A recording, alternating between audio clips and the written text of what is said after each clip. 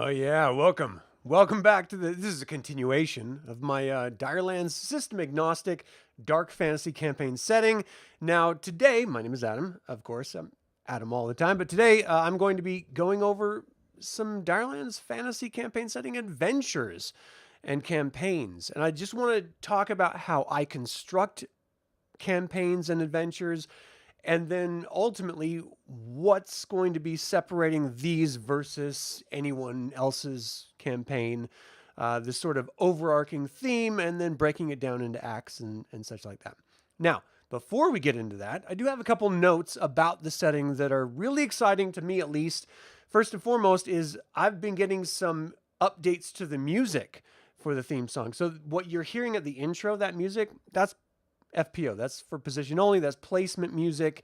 It is not the actual DireLands theme. I have a composer working on that, and they're doing a stellar job so far. So look forward to that here soon, because I cannot wait to present it to all of you once it's finished. It's super epic, and it's just dope as hell. I'm really excited for it. All right. So there's that update on the music. I want to talk a little bit. Hey, Chris, how you doing, man? I want to talk to you a little bit about the actual, let me show you this here. All right, so this is Roll20 that you're looking at.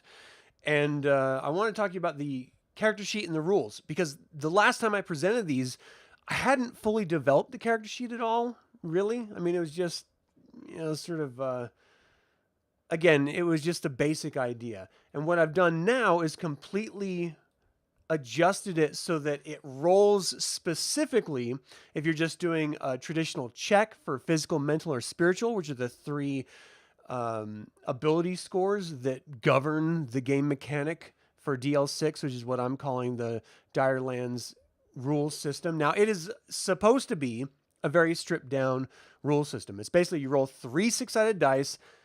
You want to get over whatever the difficulty number is. It's that simple. You roll 3 1s, it's an utter failure. You roll 3 6s, it's a complete success no matter what. But there's mechanics, between combat and magic, and those require specific sort of updates. So I created roll tables, not just, let me go to the chat here. So not just for the physical, where you can actually see, let me look and see if you can see it. Okay, so you do see it. So you can see the physical score, which is basically just the totality of just your physical result. You see the 3 rolls, which equate, the totality of your total. So you have your physical, mental, and spiritual roll, which all added together creates your total. Your physical score adds into that when you're doing a physical check, because physical roll, mental roll, and spiritual roll are 1d6 each. That equals the 3d6, which is the DL6 system, right? But your physical score is added into that, because when you are at max health and capacity, you are more effective doing things than when you are weak. You are less effective when you are hurt, for example. So let's say I took 2 physical wounds. My first roll was 4 because it was 4 minus 0. I had no trauma. Trauma is what I'm calling damage in this game. So now, since I had 2 trauma, you have your physical score of 2 rather than 4, because obviously I have 2 trauma. 2 minus 4 is 2. That's what we call math. So you can see in the calculation, you rolled a basic of 4 minus the trauma of 2, which equals 2. This is going to come into play when, of course, you're trying to get over a difficulty class. If it's an uncontested check, like if you want to lift a massive table, for example, well, it's going to be a little bit harder if you've taken trauma. It's going to be easier if you haven't taken trauma. That's the basis. I've never liked the idea in Dungeons and Dragons, for example, that you can be down to 1 hit point and still be as effective fighting as if you had your full hit points. Your hit points represent your physical status. You would be weak at 1 hit point, barely able to stand and stay conscious. So in this game, that's why I designed it this way. I want you to suffer the effects of the actions that you take, the choices that you make. It will force you to reconsider whether you fight monsters, you try to bargain with monsters, or you try to avoid monsters. And that brings in more role-playing, that brings in more character focus and contextualization for the players, and it just makes it more fun, in my opinion. Not everyone's going to agree with that. That's okay. This system may not be for them. DireLands' campaign setting is system agnostic, but I wanted to make sure that there was a stripped down version of a game setting, a game mechanic, so that people who weren't familiar with tabletop role-playing games could jump right in and play. Now, contested checks, I'm going to bring out my little goblin Skozek that you see here. So I've got Heltha, the human cleric, and I have Skozek, the goblin, as the monster. So if they come across each other, maybe Heltha wants to attack him. So I created these tables where you can add in the equipment. In this particular case, we added in a short sword. And then, of course, which ability score is governing that equipment. In this particular case, it's physical. And then the bonus that you're going to get by using it. So for all equipment in the DL6, it's a +1, unless it's magical. Those are incredibly rare, so don't expect to find one for your first, half of your campaign journey. When you do find one, it's like, holy shit. So we're just going to have one here. And if you want to add details, click the little box, add details, given by mother, we'll say. And then you can hide them and reveal them whenever you want. You can also add new ones. So let's say she has like a horn, and this horn is a magical item, we'll just say. It gives her a +2 to her mental attributes. And when she sounds it, it sends a call to her spiritual master. I don't know what that means, but just for argument's sake, just so you know that you can add notes to items, reveal them and hide them. You can even move them around and stuff. If you find the horn, you want that to be on top, fine, it's on top. I've also added sections for spells. You can see that I added a heal spell to the goblin. She's a cleric, so let's add a shield spell. She wants to call on her god. Of course, with nature magic versus cosmic magic, nature magic is your divine styled magic. Cosmic magic is your arcane styled magic. And so you want to go with spiritual with any type of nature-based magic. The modifier is up to you, but the higher the modifier, the more difficult it is to cast and the more taxing it is on you as the individual. So for this, we'll just add a +1 modifier, and you can add your spell description. Creates a barrier between you and the enemy. Created. All right, reveal and hide that as you want. So let's go through the roles and see what this means. So if Heltha wants to attack Skozek, they're both attacking at the same time. You have one action in a combat round, and it basically breaks down to you decide if you're going to defend or attack or do something else. In this particular case, Heltha is going to be attacking and Skozek is going to be attacking as well. So she's going to use her short sword. So she's going to click the little die icon. You can see that the short sword stat icon is a reflection of the 4 - 2, which is 2. So that's the physical result of the trauma and her ability score. You have her D6 rolls, which is a D6 result of 2, 5, and 4. And then you have the short sword damage result as well. So you have your stat score, when you're looking at your totals, of 2 plus 2 for physical roll, plus 5 for mental, and plus 4 for spiritual. You have a total of 13. If that beats the defense or the attack that Skozek is going to be putting up, then she goes first, she attacks him, and she applies the short sword damage shown there of 3.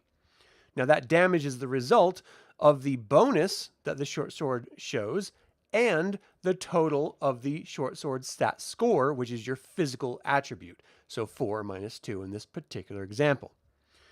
Now, Skozek is not going to go down without a fight. He is going to he's going to use his knife to try to gut Heltha, he doesn't know who she is or what she is. All he knows is she is a human and he is a goblin and he wants to eat her innards, I guess. So he is going to attack with his knife. He is not as successful as Heltha is. So his stats score, which is his physical score, is only 1, not very high. His rolls of the 3d6 is 2, 3, and 1. He has 1 critical failure, which isn't great. And so he has a total of 7 against her 13. So she is successful and not just riposting, parrying off his attack, riposting, gutting him with her short sword, yanking it out, spills the blood out. If he would have won, he would have done 2 damage with his knife. He didn't, and so she does her damage of 3. So when we're applying damage, the damage dealt is subtracted from the total the total stat score. So in this particular case, it's physical stat score. He has a stat of 1.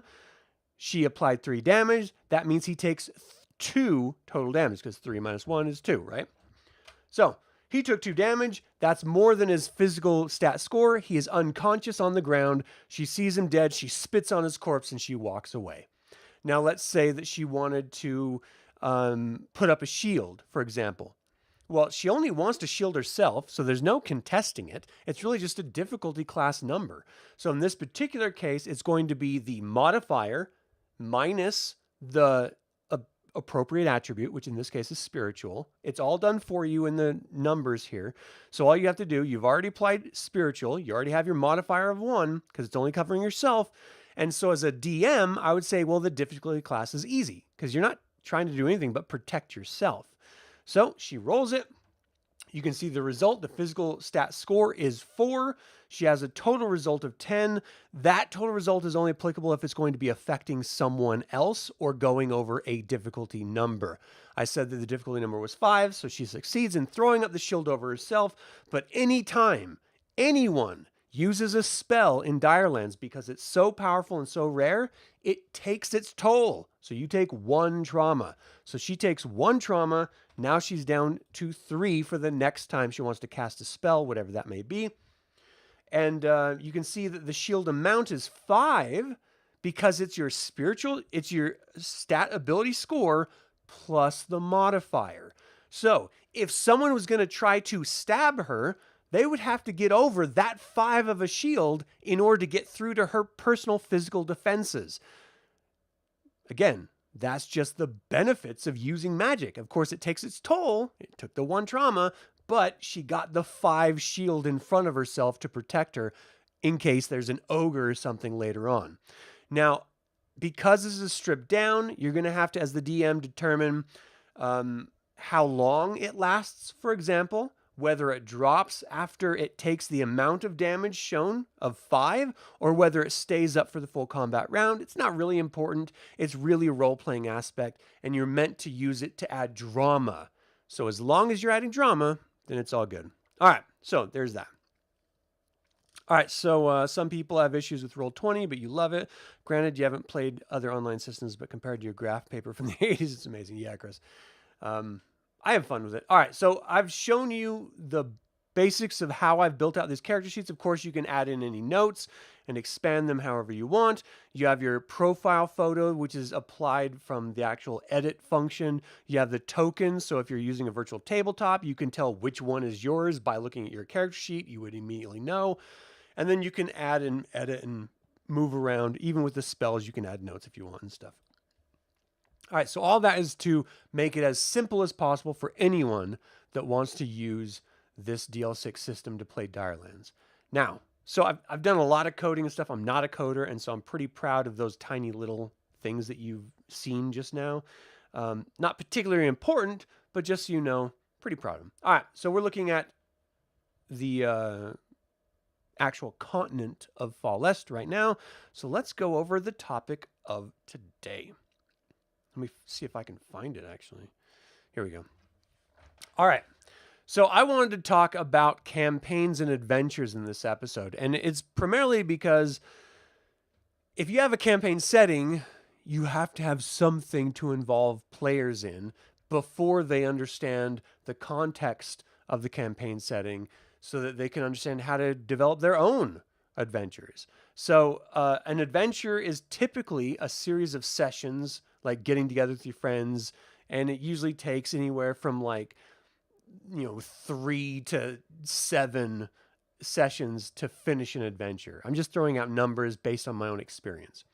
I've been DMing since I was a kid, so take it for what take it or leave it, however you feel about it. Campaigns are a series of adventures that are put together, and I treat both of them in the exact same ways. Whenever I'm deciding on putting together an adventure, for example, like the What We Do in the Shadows Vampire the Masquerade 5th Edition game that I'm running right now on this channel, I always do it in acts.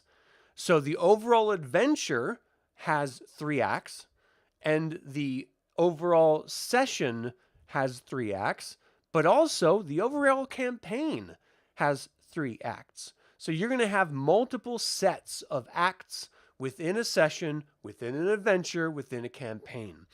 For me, that makes it easier to break down what I expect.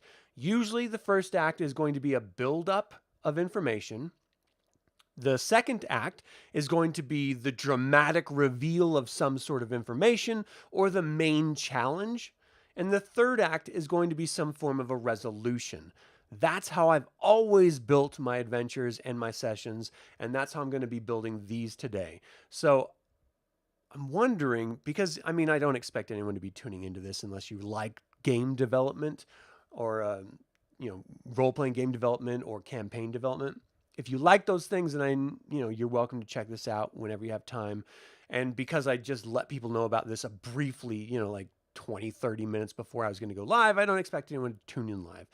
So I'm going to be doing this all by myself. But if there were more people in the live audience, I would be inviting their input and stuff. So I already have 2 campaigns, basically, just concepts of campaigns, and I have 3 adventures as concepts. So let me talk about them, and then I'll decide on which one I want to sort of build out, because that's really the point of this video, is to build out an adventure or a campaign. So let's talk about the 2 campaigns that I've sort of been brainstorming already, and it's based on the history of the DireLands campaign setting overall, because it's set in a period where there has been an aftermath of this massive war with this sort of aberrant creature known as the Witch Queen that had almost subjugated all of the people of Fall Est.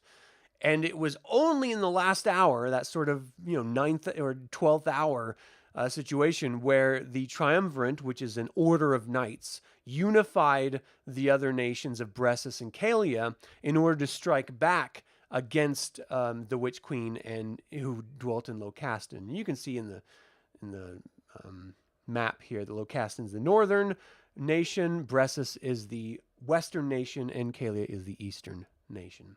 So typically Locastin is seen as evil. Bressus is seen as sort of industrialized, as far as fantasy goes anyway. And Calia is seen as primitive. So war, industrial, primitive, that's kind of the triumvirate of information, if you will. So I wanted to do a historical campaign, which would be the War of the Witch Queen. And then I wanted to do a post, from the timeline now, after it's all been set, after the war's been won, called The Coming Cosmic Invasion. So these 2 campaigns, one is set during the time when the Triumvirate rose against the Witch Queen, and the second one is set after, in the current era, where the Triumvirate has grown lazy and sort of corrupted themselves.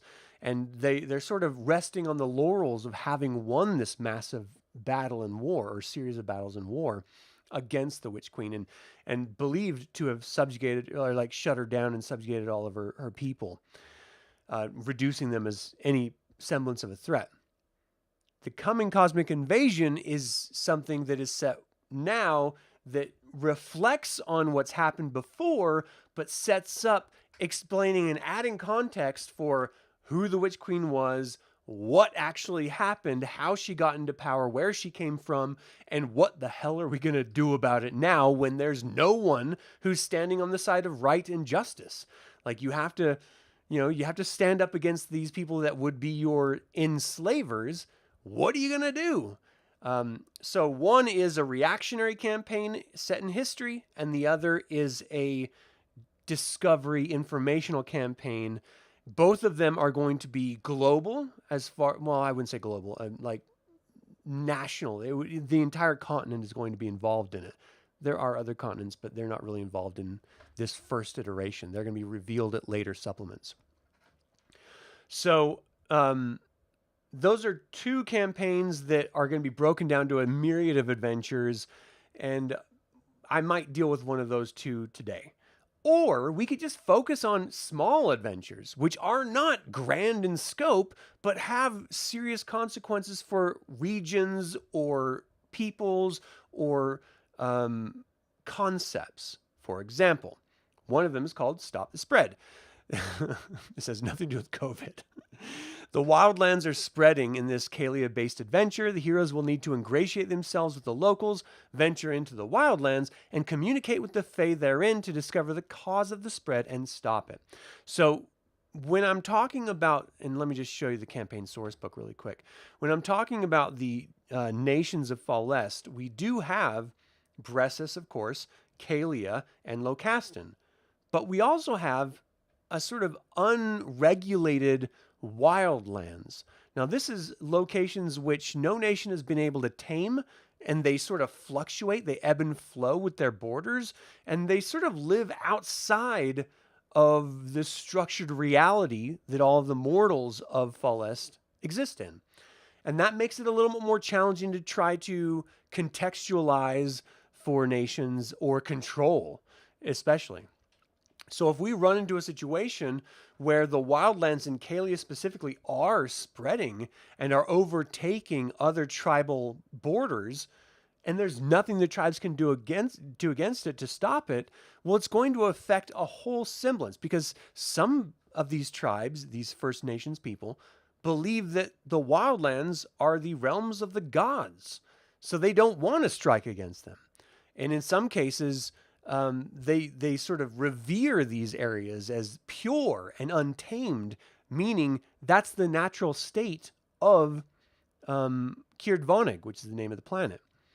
So if that's the case, it makes it difficult for the locals to have any sort of effect on it, because they just don't want to. But they do want to maintain their borders, so they bring in heroes. So this is a chance for the heroes to not just understand and get to know a culture and a nation, but also understand the complexities of divinity in this DireLands campaign setting and what it means to be connected to it. And they'll have to travel into, in Dungeons & Dragons parlance, it would be the Feywild or the Shadowdark, depending on the wildlands that they choose to go into.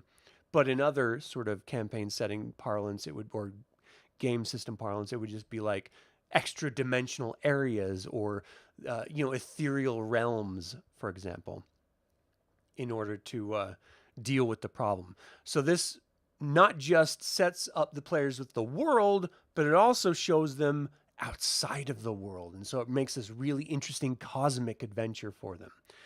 The next one that I was sort of brainstorming is called Implements of War. This is a very technology-based adventure. It's very clear and concise setup that the heroes need to venture deep into Locastin and bring back blueprints of the Galaxy's new war machine. So Locastin is the sort of evil nation that sided with the Witch Queen during that war. Hey, Robert, how you doing, man? Ultimately, they're much more proficient in war technology based on the information that they got from whoever the Witch Queen is, whatever type of creature or culture she comes from. She instructed them, and it's why they were so effective at subjugating so much of the known world, simply because no one had seen this type of technology before. So the crux of the campaign is for the heroes to go into Locastin, break through the border, and find some sort of blueprints or information or tomes of knowledge so that they can bring it back to Bressus, so that they can have their scientists and our arcanists discover the secrets of these war machines and build up, if not their own versions of them, then defenses for them. So this is a self-preservation type adventure that's going to deal with like infiltration, maybe some spycraft, and maybe just some full-on just war tactic invasion on the hero's part. If a weakness isn't discovered before they're brought to bear against Bressus, it may be the end of that nation. And so you see that even though the war has ended, individual nations are still squabbling. So that's the sort of global context we're looking at.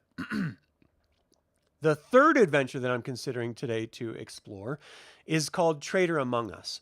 And this is based solely in Bressus, and it's the Scientific Society of Trinius in Bressus has a spy, and it's feeding information to the Gaul X. The Gaul X is the remnant forces of the Witch Queen in Locastin. The heroes must locate the spy, which will then reveal a much deeper corruption in the hierarchy of the Triumvirate. And the Triumvirate, of course, is that knightly order that basically led the liberation of the world against the Witch Queen, right? So one is an infiltration adventure, one is a protection adventure, and one is a very spycrafty adventure, trying to, like a mystery, trying to determine who is this spy, what their motivations are, and what implications that has on the state of the world. All of those are set after the Witch Queen's War, so it would be after War of the Witch Queen. It would be around the same time frame of the coming Cosmic Invasion campaign. So that's kind of where I'm thinking here. Just for fun, let's focus on, because I'm only going to do an hour today, and I'm almost nearly a half an hour. Let's focus on an adventure. So Robert, you're here early. Early? You're here. Let me know what you think. Do you want to do Stop the Spread, which is the heroes need to ingratiate themselves with locals, venture into the wildlands, and communicate with the Fae in order to discover the cause of the spread and stop it? Or Implements of War, where the heroes go venture deep into Locastin, bring back blueprints of the Galaxy's new war machines? Or Traitor Among Us, where the Scientific Society of Trinius and Bressus has a spy feeding information to the Galaxy and they have to figure out who it is? What do you think? A mystery? A collection, a sort of informational collection, or sort of like cosmic, extra-dimensional adventure? What would you like to see developed in this? And while you're considering, I'm going to take a sip. Pinot Noir. Good stuff. I can't wait to play this. I've got 2 more games with the What We Do in the Shadows campaign or adventure that I'm running. And then I'm going to go right into DireLands. And I'm just going to run it initially in the DL6, the DireLands D6 game system that I've developed. And then after that, I don't know, I'll figure something else out. Maybe like a Werewolf the Apocalypse, or go back to Innomine and do a Innomine campaign. I really want to run a Clive Barker styled, like Hellraiser, Aberrat, Lord of Illusions styled game set in Innomine's sort of universe, which the way I do it is kind of World of Darkness-y, but it's with the Innomine game system. I really want to do that, but I've got to wait until I at least do one adventure in the DireLands campaign setting before I get to it. All right, this phase sounds fun. War machines, if you get a vehicle. I'm sorry, there's not going to be any vehicles for that. I mean, they'll be able to move. I don't know. Maybe there will be. Maybe there should be steam engine vehicles. They are incredibly rare, and that's why they're breaking into Locastin to find out the technology. So that might be interesting. Let's do the Fae one, because I think that might be interesting to set up the sort of backstory of the First Nations people of Fall Est. All right, so like I mentioned earlier, I like to break things down into 3 acts. If it's just an adventure, a single adventure, 3 to 5, maybe 3 to 7 sessions is going to do it. But each session is going to be broken down into acts depending on how far we get with the first session. And so I'm just going to break this down into 3 different acts. It's called Stop the Spread. So let's do Act 1. Act 2, and Act 3. So that is a heading 5. Let's do these as heading 6s. All right. So Act 1 of Stop the Spread, the concept of this adventure is the wildlands are spreading in this Kalia-based adventure. The heroes will need to ingratiate themselves with the locals, venture into the wildlands, and communicate with the Fae therein to discover the cause of the spread and stop it. So again, like I had mentioned in my adventures that I sort of build out, I let the players do pretty much whatever they want. Unless I'm running like an official adventure, I kind of lean on what the players choose to do based on the 3-act structure that I've set up. So they do whatever the hell they want, and I tried, if they get too far out in left field, I try to steer them back, and if not, then I just let them go wild and I'll adjust fire after the game. But in this particular case, let's formulate those 3 acts. So we know that it starts with the spreading of the wildlands. This is a problem. So let's zoom in on Kalia really quick. Kalia is actually a pretty big nation here. So the wildland that I was thinking of was this one between Cayutehe and Bressus Nation, and it's this green dotted line here. So it's spread into some desert and some plains and hilly territory, and it's just sort of breaking out into the Cayutehe's terrain. Now they're sort of horse lord type people, and their region of control shifts slightly in and of itself, but they've noticed that it's sort of growing, and it's sort of all of the native wildlife that they hunt has been going missing, and it's either escaping into the wildlands, which typically it tries to avoid because of the sort of mystical nature that the wildlands exist within, but also it's shutting off their entry because you can see there's this entire mountain range separating them from the rest of Kalia. It's shutting off their entry into the rest of Kalia as these wildlands are spreading. And so you're going to be getting information from the Cayutehe somehow. They have to announce that there's a problem and then reach out to the player characters. I don't want to presume that any player character is going to be from any specific region. And so help is going to be sent out to a bunch of different locations. If someone wants to be from Bressus or Locastin or Kalia, they're still going to get the information depending on where they start from, based on the fact that Cayutehe is really in trouble and just, they're trying to reach out for anyone for some help. It's not a major city. It's not the capital of Kalia, so it's not like a massive focus of the area. So let's break this down here. All right. So Act 1 is going to be, oh geez, let me move this over. Let me see. Do we have anything from them? Like a organization? Maybe it's under locations. Oh, where would I have put that? I have so many different notes in this thing that it's Nations of Falles. Let's look at Kalia. I'm trying to pull some like names and locations for this. I'm just scanning it as I'm looking at this. So maybe personalities of note. No. Ah, here we go. Firefist. So Firefist is a human chieftain of the Cayutehe tribe. They're the First Nation nomadic scavenger tribe of cannibals. They deal in slave trafficking and regularly war with the tribal neighbors. They trade with the people of Locastin and Bressus. Firefist is believed to have consumed 5 war chiefs in his life and is seen as a spiritual host of the war god Evaz. So this is a great starting point, because this tells us that not only are they having a problem getting, they consume people. They're cannibals. So I like this idea. The cannibals are calling for help, and people don't want to help them because they're cannibals. That's great. All right, so Firefist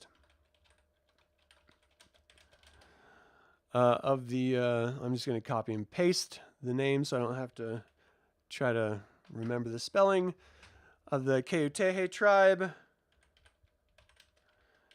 Sends out a call for help. The local wildlife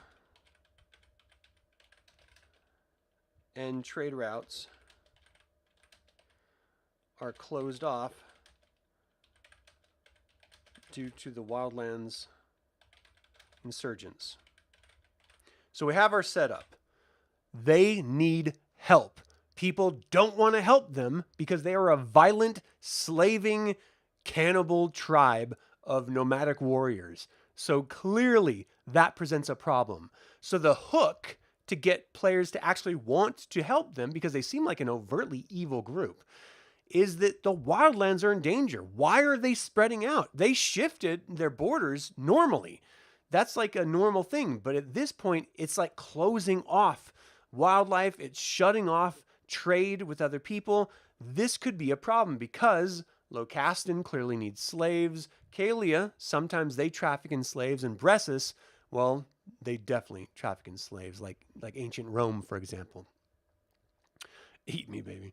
So the hook to get players in might be that they have visions of pain emanating from either their gods, if they're clerics of some sort, or shamans or something. Maybe they're getting this call from the Feywild, from their divine hosts, asking for help because there's a poison in the area causing this sort of spread, because there's an imbalance in that sort of Feywild culture. That's a good one option.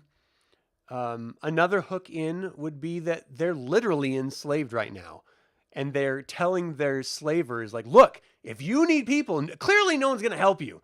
I can help you. You let me and my friends go. We will enter those wildlands and we will negotiate this if you let us go. Maybe it's a self-preservation thing. That's another possibility.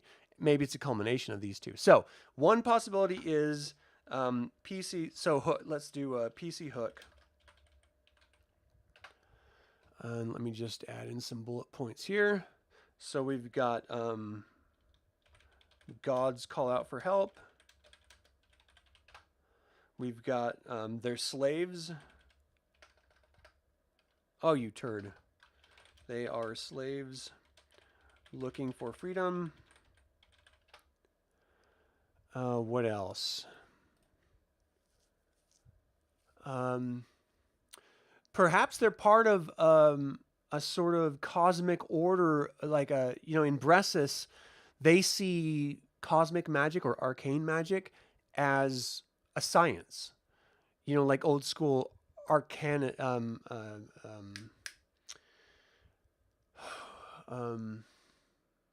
Oh my gosh, I can't think of the damn word. Not astronomy, not astrology. The study of potions and tinctures and stuff like that. I can't think of the word, but it's like mixing liquids to create some sort of alchemy. That's it.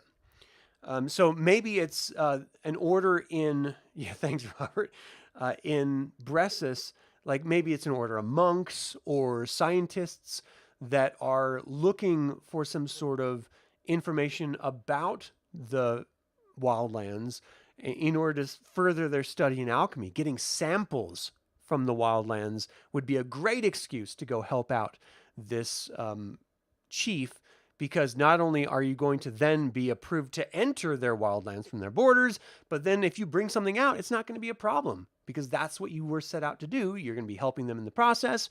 And then, no harm, no foul, everyone wins. So I like the idea that students trying to get college credits, the interns are going in, like, go get me some coffee. It's really just like, go get me some of this alchemical fire from the Feywild, and let's study this and see if it can influence our cosmic magic or knowledge in some way, or science.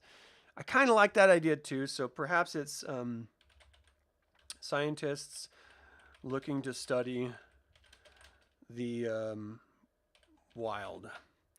And let's see, maybe one more option to bring the PCs into this. If it's not a spiritual reason like the gods calling out to help, if it's not a self-preservation, they're slaves looking for freedom, if it's not scientists looking to study the wild, what if you're from Locastin? So you're being just stigmatized as being evil, like everyone from Locastin, because the Witch Queen, reigned from there, must be evil, and maybe you just want to turn the tides. maybe you want to bring some sort of peace between the nations, saying, look, we're not all bad. Some of us actually care about this world and we want to help. So it could be self-interest. It could be just clearing up your culture's name. But let's do that. Assassins sent to kill the cannibals. Well, there'd be no reason to go in the wild then. You could just do that without this adventure, which would be an interesting adventure in and of itself. Crusaders going in to rid Fallest of cannibal slaving cultures. That would actually be kind of cool too. But for this adventure, I want a reason for them to help for the wildlands. So we're gonna just say clearing your clan's name, proving that not everyone from Locastin is evil. Okay, so this hook lets people in from literally any nation, and also a couple disciplines, whether it's spiritual or magical. Okay.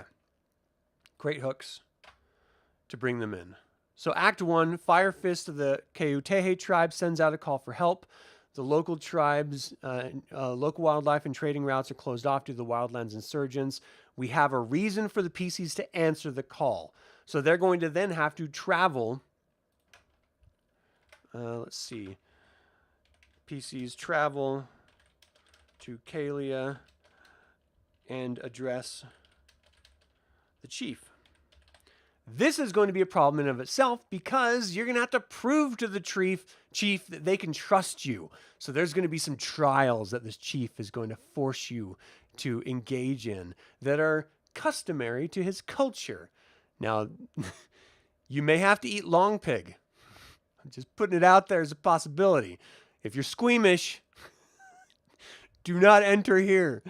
You're going to have to somehow prove that you are worth the investment because they're going to reward you if you do it, right? There has to be a reward.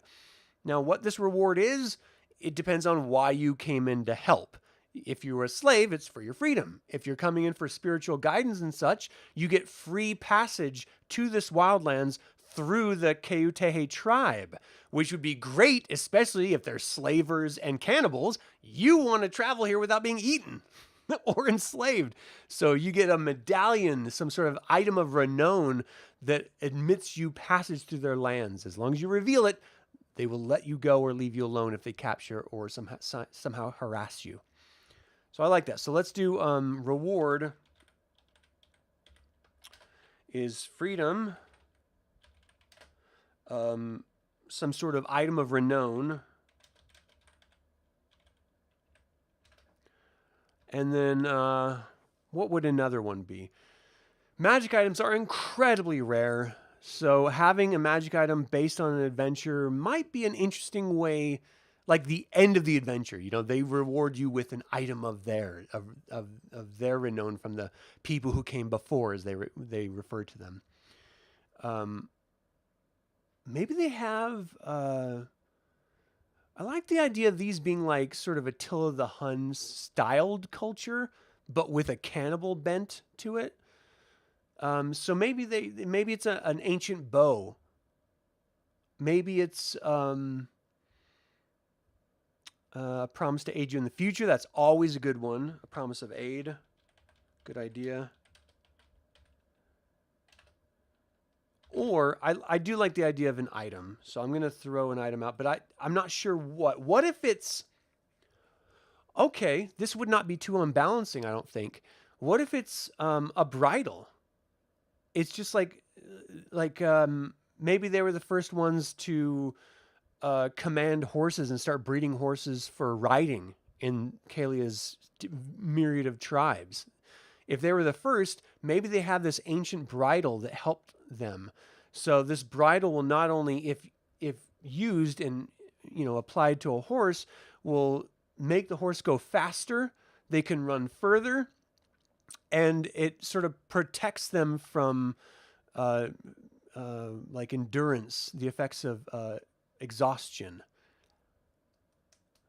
That wouldn't be unbalancing for characters. It would just be a boon to one character or maybe two characters.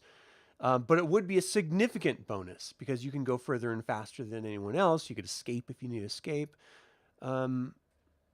Or, not of. We'll call it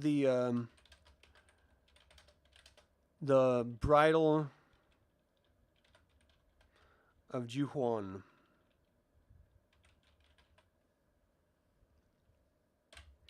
Just because.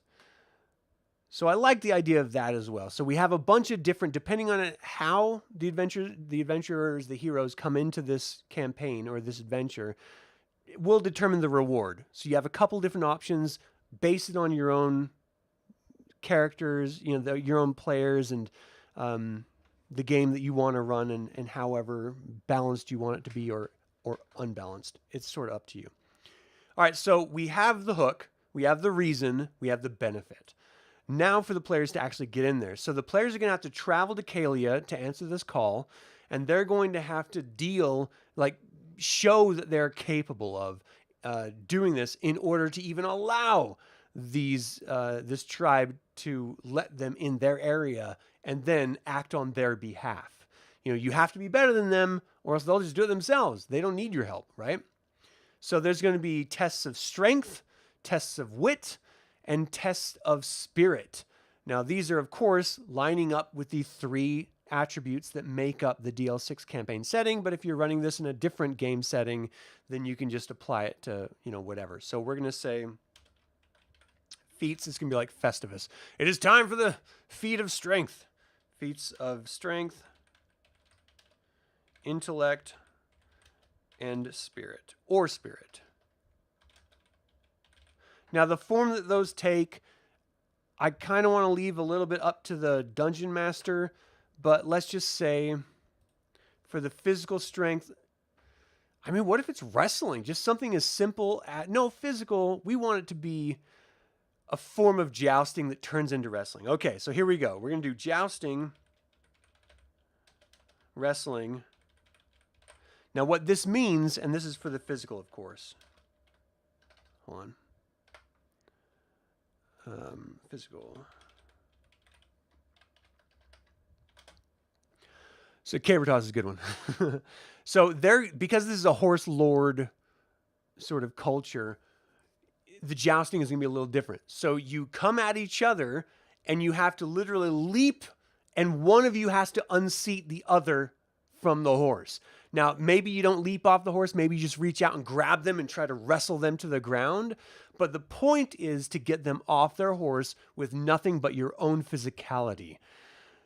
Once they're on the ground, you, of course, as the scoring goes, you get a point. And then you get to go on the ground and try to defeat them physically man-to-man in a physical contest of wrestling or, stand-up fight. It'll be like a UFC type thing. So, whatever brawl, I'll call it brawling. You have to win them in some sort of physical mano-a-mano sort of contest in order to have them submit. Whoever gets 2 points, or maybe we say it's 3 points and you have to do more than one joust, right? So whoever gets 3 points wins the test. Okay, so if it's not a test of strength with your physical stat, it's going to be a test of intellect with your mental stat. So this is a wildlife sort of culture. What would be a good intellectual contest for them? Intellectual. So they have to be able to traverse at night. Maybe it's tracking the stars in the sky. Maybe it's a navigation thing. Like you have to go out to a point in the dead of night when the moons are absent from the sky. So it's super dark. You have to be able to navigate just by the stars themselves in order to get to another point and then come back with some sort of information from that point to prove that you got there. And that will prove that you are intellectually capable. It ties into the idea of tracking is another good one. And this, maybe it's a culmination of the two. Okay. So they send a target out across a myriad of environments.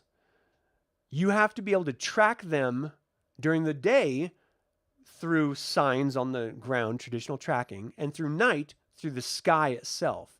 Once you get there, you will then, of course, discover them, find out the information from them, and then bring it back, find your way back, because you're clearly going to easily get lost if you don't know this terrain.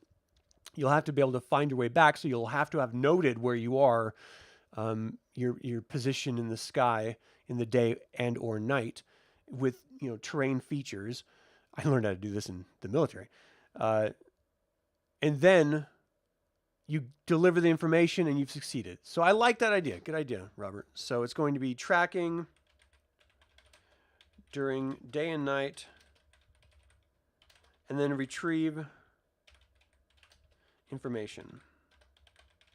This proves that you are capable and that you are intellectually superior, or at least on par with the other warriors of the Keutehe tribe.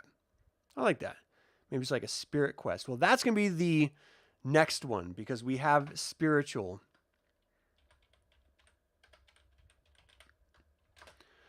So the spirit one is going to be connecting. It's got to be somehow connecting with the nature, They have to go find a shaman-like creature who has the information they need, and you have to parlay with them for the info. That would be a good combination, like a combination of the spiritual and intellectual, the mental. If you're going to be going into another dimension and communicating with spirits therein, they have to prove that you are a spiritual being and you are capable of doing this. So what if it's like, do you guys remember? Okay, so the Book of Boba Fett is a Star Wars TV show. My ultimate review of it is it sucks. But there were some elements in it that I thought were awesome. One of those elements was the frog, or the lizard. He had to sniff a lizard, which then sent him on this psychedelic, hallucinogenic journey. Boba Fett had to do this. It was awesome. I'm a big proponent of psychedelics personally, so that's why I resonate with it. I've gone on a number of trips myself. So I like the idea of having to be like taking a local drug, getting high out of your mind and communicating with spirits. But what would spirits want to do? How would they test you? You know what I mean? How would you have to prove yourself spiritually worthy? It'd be like taking DMT or something. You just have this brief 10-minute interval to convince these otherworldly entities that you are of spiritual strength in order to face the tests ahead, the challenges ahead, to purify the wildlands of this toxin that has invaded it. So I like the idea of a hallucina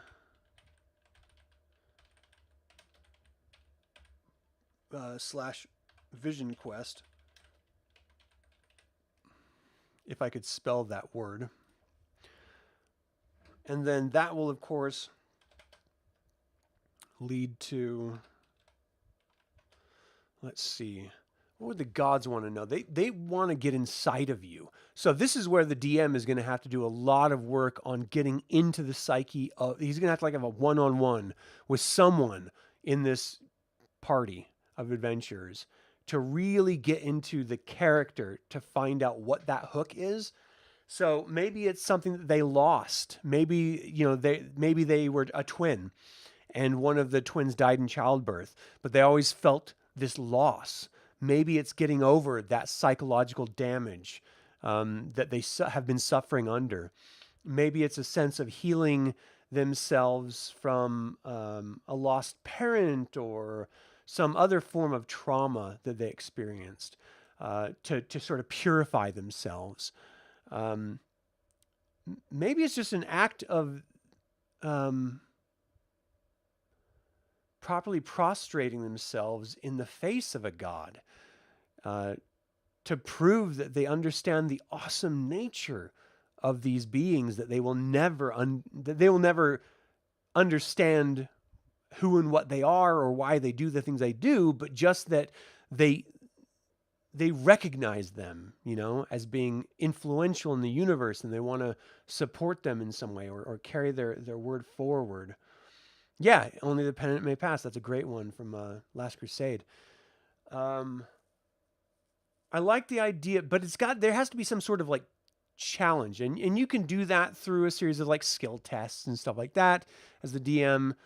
But I also like the idea of like digging in to the character's psyche and really getting to the core of what makes them why they are the way they are, and then having them be better on the other side of it, stronger, more focused. And because this is a first level adventure, we do want this to be very much a background generation experience. Like, this is where you're going to learn more about, as a player, about your character. So maybe that is what it is. So they have to face trauma from their past. I had run a Dungeons & Dragons Shadow of the Dragon Queen campaign where one of the players was a wizard, and she was taking what's called the Test of High Sorcery. It's what wizards have to take in order to become part of a fraternal order of wizards and learn more powerful magic.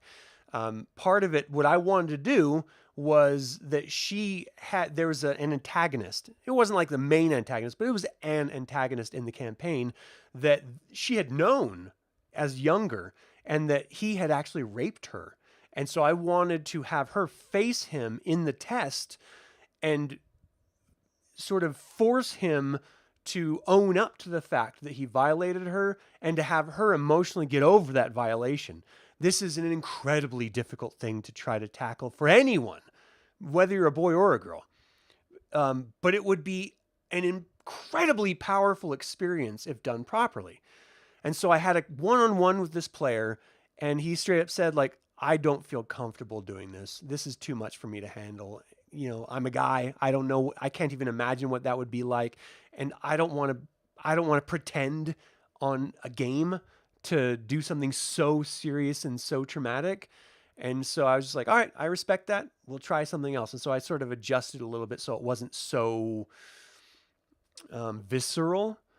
But I really, really like the idea of pushing players' boundaries and getting into some situations that they're real. They do happen. They're traumatic and they're horrible. And so we'll sort of leave whatever the form of that trauma is up to the DM and the player in the moment, but we'll just say that for this spiritual journey, they have to face it. So I encourage every player to step outside of themselves and really push boundaries and get into that space. Because there's nothing greater, in my opinion, than when you can show real emotion in a game. Whether you're crying because there's so much pain in that moment that your character can't help but just unleash that emotional tears, or whether you're laughing hysterically or you're getting sort of freaking angry. I just really want to push situations so that you can, if you're comfortable with it, try out those avenues. I've cried as I've DM'd before. I've screamed in anger and rage at players as the NPCs before, in the same campaign, actually, the Shadow Dragon Queen. And we've laughed hysterically in almost every campaign I run. So I do the same thing myself, and I just like to sort of challenge players to try that as well. All right, so we've got our tests. So that's Act 1. Getting the call, going to answer it, and getting tested. Act 2, we're going to have to enter that wildlands, which means that extra dimensional realm, and face off. So that means we have to identify what it is. The players are going to have to discover what is poisoning the wildlands. And this is where we're going to be tying it into the greater scope of DireLands, that you have cosmic entities coming down to Cured Vonig, which is the name of the planet, and trying to take it over for some reason. We don't know why. That's going to be the end result of the modern campaign. But for this adventure, this is going to be one of the manifestations of those cosmic entities trying to invade this planet and take it over. So the reveal of the toxin, this sort of unbalancing of the wildlands, which is causing it to spread out and sort of go erratic and wild and sort of kill the essence of the spirits within, which expands the borders erratically and poisons the denizens, we'll call them, of the wildlands. All right, so we're going to have to realize that once you enter, oh, this isn't the natural state of the wildlands. Something's wrong. It's poisoned. And you're going to have to discover the source of that poison, which is these extra dimensional cosmic entities that are invading. So you're going to have to go in. There's going to have to be a couple trials for you to understand this. So we'll say 2 trials. First of all, you're going to have to discover, you're going to have to find a being of the wildlands. And you're going to have to somehow subdue them because they're poisoned. They're going to be sick. They're going to want to lash out. So you're going to have to subdue them and then learn from them.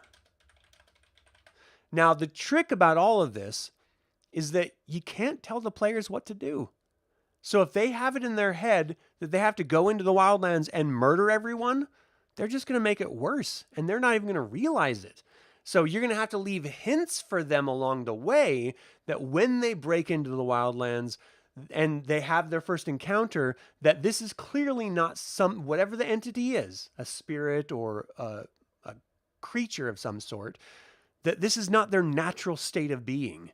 And it might take a couple tries, but for each failure, for each murdering of a local of this extra-dimensional Feywild space, amp up the consequences for the players so that they feel it building, so they can say, whoa, this is getting worse. Maybe this isn't the avenue we're supposed to be going down. Maybe we should try a different approach. And, maybe compassion is an approach. Maybe questioning intellect is an approach and not just physicality. So ramp up the danger if they approach it with aggression. And this also speaks to the idea of spirituality in general. The wildlands are literally spiritual realms. So they react to you in the same way you react to them. So if you're coming in with physicality, they're going to meet you with physicality. If you're coming in with spirituality, they're going to meet you with that. If you're coming in with your intellect, they're going to meet you with that. And it's going to be aggressive at first until you can somehow subdue them and speak to them on their terms and find out what the hell is going on, right? So that's the first thing you have to do is connect with the locals, find out what's wrong. And then you're going to have to find out where that poison's coming from, right? So you're going to have to seek... That's not how you spell aggression. So the next part is going to be of Act 2 is locating a source of infiltration to discover. Now, the actual creatures might help you with this, of course. They're like, oh, well, we believe it started in this area or that area. And then you go there and then they're like, no, it didn't start here. It actually started over there. And you're going to have to continually navigate this sort of spiritual realm.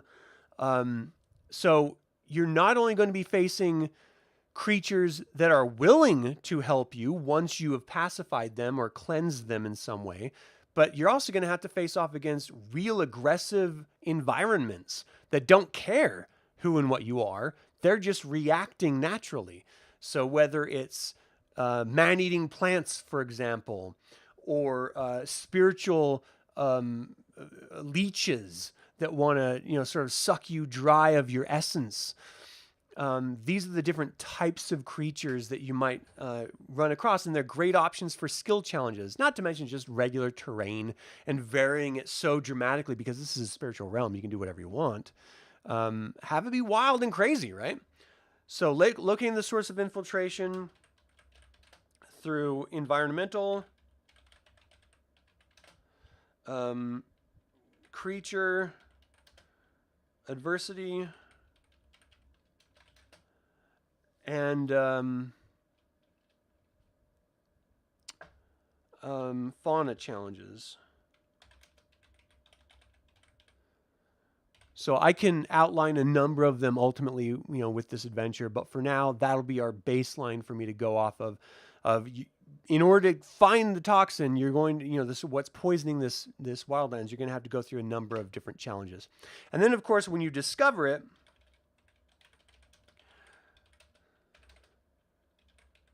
you learn that its cosmic forces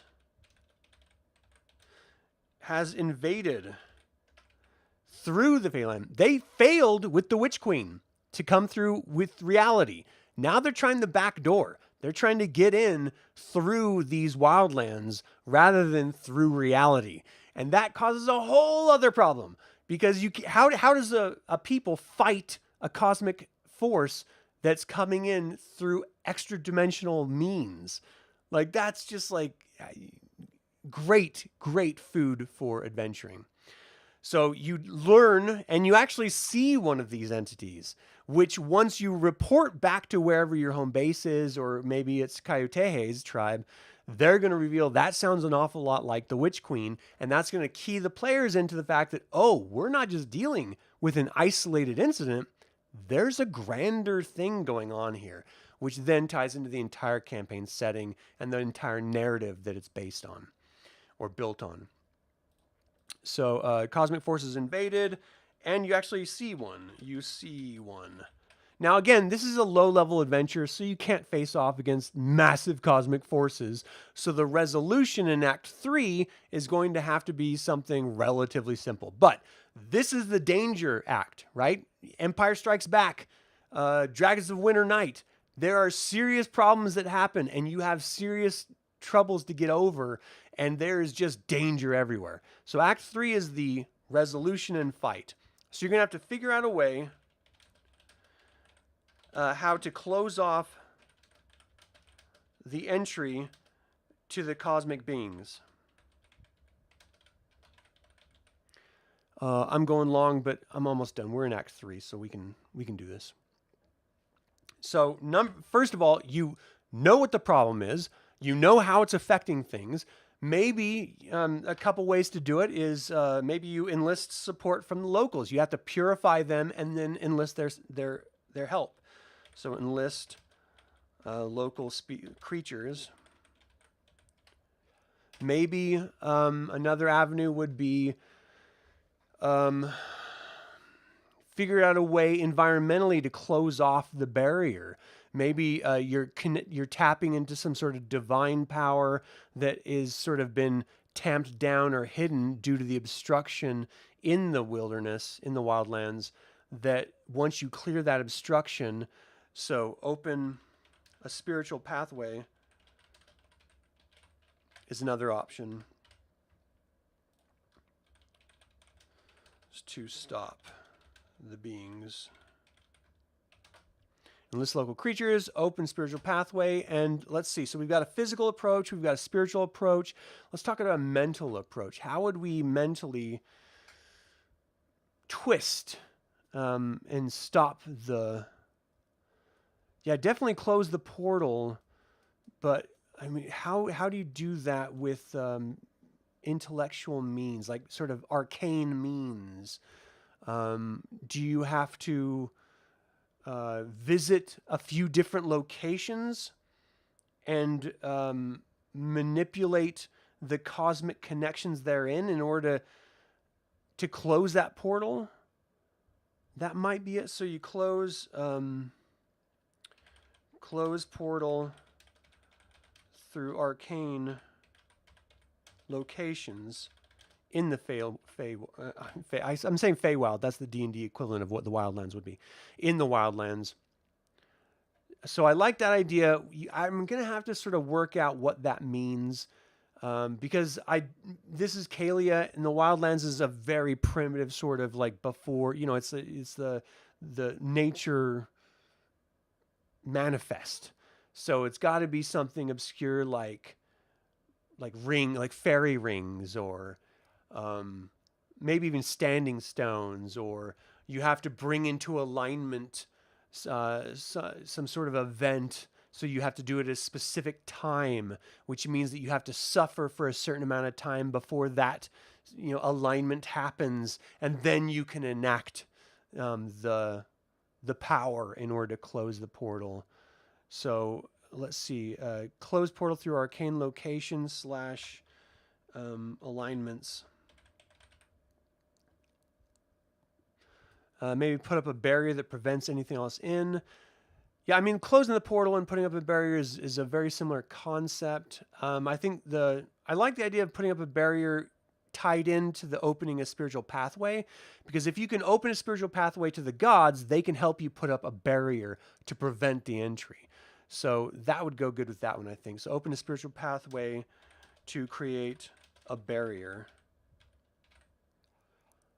rather than just closing down the pathway that they have already.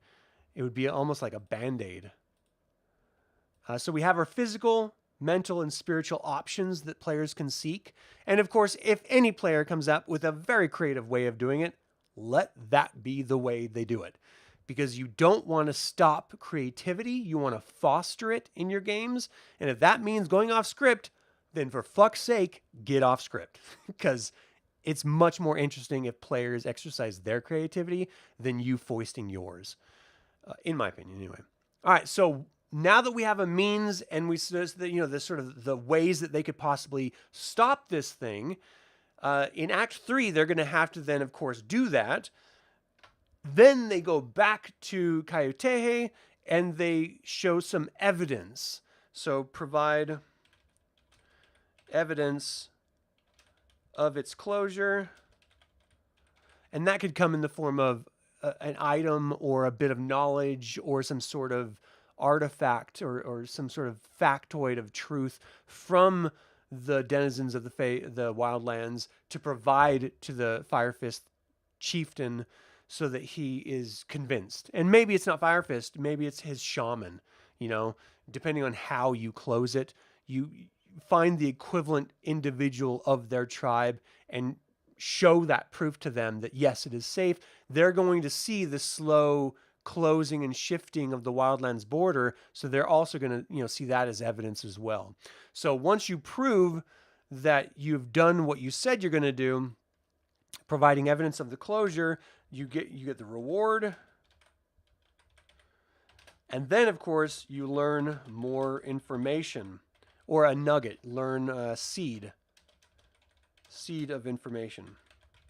So ultimately, these 3 adventures that, the Implements of War Traders Among Us and Stop the Spread, will inform the characters about the serious problems that are facing Kirdvonig, the planet, right? The resolution of that is going to be revealed in the coming cosmic invasion.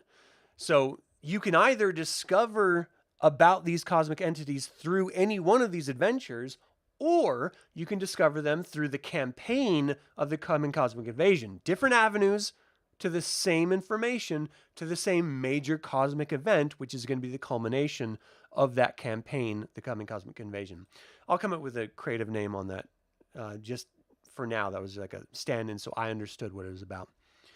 All right, so we got our 3 acts set up. We get a seed of information, which may not mean anything to a player in that first adventure, but if they do another adventure or they do another one of the campaigns, then it starts formulating the concept of this greater campaign story, and that's when they find themselves immersed into it and literally a part of it. So that's what I love so much about building this campaign setting and storytelling in general, is the immersion of the dungeon master with the players in telling a wonderfully involved story and having a whole hell of a lot of fun and escaping the horrid reality that we are all living in right now. So, thank you, Robert, for all of your assistance. Chris, thanks for tuning in when you were in here. I hope any of you stopping in considers this campaign setting, and if you want to join me for when I do end up running players through it, I'll probably do this adventure first because, of course, it's the most fleshed out at this point. If you want to be involved in it, let me know, because I'm always interested in meeting new players and trying out new dynamics between players and stuff. I'm not afraid of that. I know some people are weird about it. I'm not at all. I invite chaos because it only breeds creativity, in my experience. Maybe a little bit of frustration. But, all right, Robert's got dibs on the Bard equivalent. I dig it. At the beginning of this, I showcased some of the D20. I'm sorry, the DL6 mechanics through the Roll20. I built custom character sheets and I got custom rules and everything in it. So I have another episode focused solely on the rules as well, if you're interested in that. But I'll go over it all with you as your players to sort of showcase it. You know what I mean? Not just for you to play through, but also to showcase the stripped down simplistic DL6 game system. All right, that is going to do it. Thank you all so much for watching today's DireLands Fantasy Campaign Adventure episode. Please consider subscribing to this YouTube channel, ring the bell, and clicking the like button. And always remember, the evil spelled backwards is live. So get out there and be evil.